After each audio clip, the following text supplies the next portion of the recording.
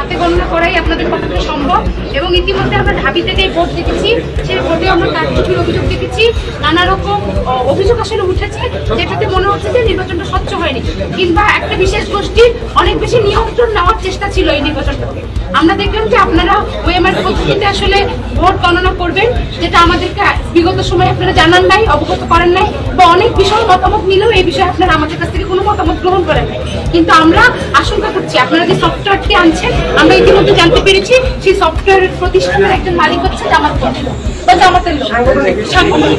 সেই জায়গা থেকে এই যে শিবির নিয়ন্ত্রণ বা জামাত নিয়ন্ত্রণ কোনো নির্বাচন যাতে এখানে না হয়, সেই জায়গায় আমরা ছাত্র দলের যে প্যানেল, আমাদের তৌহিদ সিয়াম ভাইয়ের বাচ্চা সাথীর প্যানেল, আমাদের যে সংসদ পরিষদ, সেখান থেকে আমরা প্রায় 4টি প্যানেল এখানে রয়েছি। আমাদের 4টি প্যানেলের পক্ষ থেকে বলতে চাই আমরা নির্বাচনটাকে সুষ্ঠু এবং সুন্দর করতে চাই। আপনারা যেন আমাদের কাছে বিশ্বাসযোগ্য হন, বিশ্বস্ত হন, সেইভাবেই নির্বাচনটা করেন, সেই বিশ্বাসের জায়গাটা রাখবেন।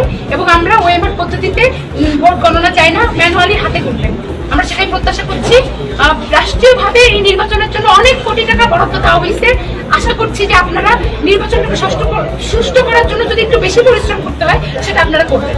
ধন্যবাদ। আমরা আপনাদের যে কথাগুলো আছে এগুলো নিয়ে নির্বাচন কমিশন স্যার আরেকটা বিষয় দ্রুততার সাথে মানে আমাদের